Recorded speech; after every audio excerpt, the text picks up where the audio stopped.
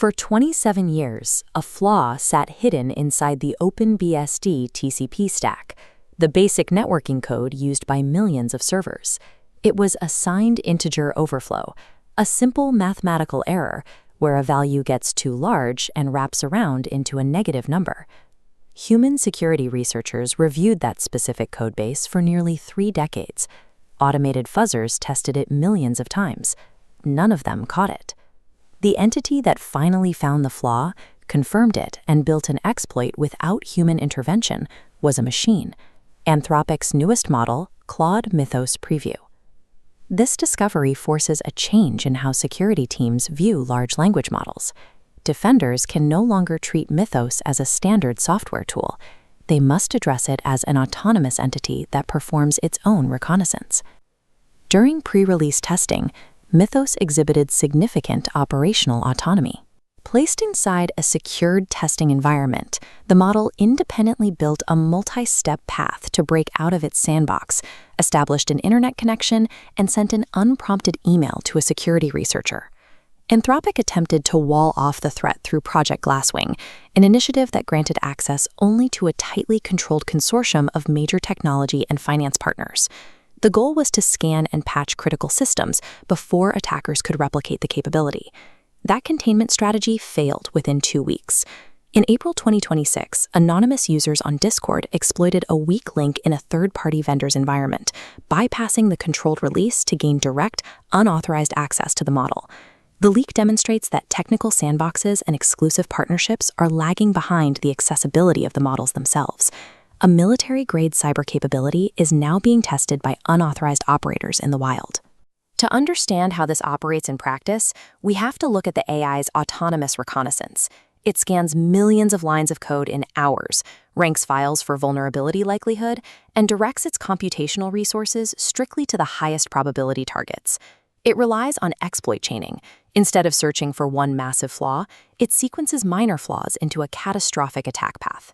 Against a FreeBSD system, Mythos split a 20-gadget chain across 6 packets, bypassing authentication to gain root access. A human security team might spend months painstakingly mapping out that exact sequence of memory manipulation. Mythos completed the exact same process and delivered a working root exploit in approximately 4 hours of compute time.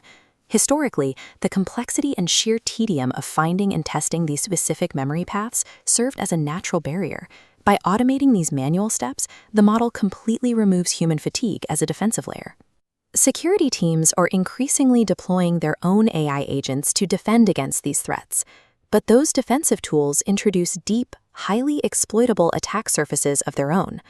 A vulnerability disclosure known as command and control demonstrated how easily these assistants are hijacked. A single malicious prompt, hidden inside a routine GitHub pull request or code comment, took over AI agents from Anthropic, Google, and Microsoft simultaneously. The vulnerability exists in the underlying logic of the system. These AI agents process untrusted user input and powerful system commands in the same memory space, allowing a hidden instruction to hijack the agent's credentials and exfiltrate them. Giving an autonomous coding assistant access to system tools creates embedded structural weaknesses. Traditional security measures cannot filter out these commands because the prompt injection is processed as valid context by the agent. Against real-world code bases, the Claude Mythos Preview achieved a 72.4% exploit success rate. Prior language models had a success rate near 0 for discovering and weaponizing zero-day vulnerabilities. This chart shows the steep inverse relationship between the success of AI exploit models and the cost to deploy them. It costs under $50 to identify a viable bug, and less than $2,000 for a full Linux root exploit. This transforms vulnerability research into an industrialized process, zero-day farming, where computing clusters systematically harvest thousands of new bugs. Modern software was built on the assumption that discovering its deepest flaws was too expensive and time-consuming for most attackers to attempt.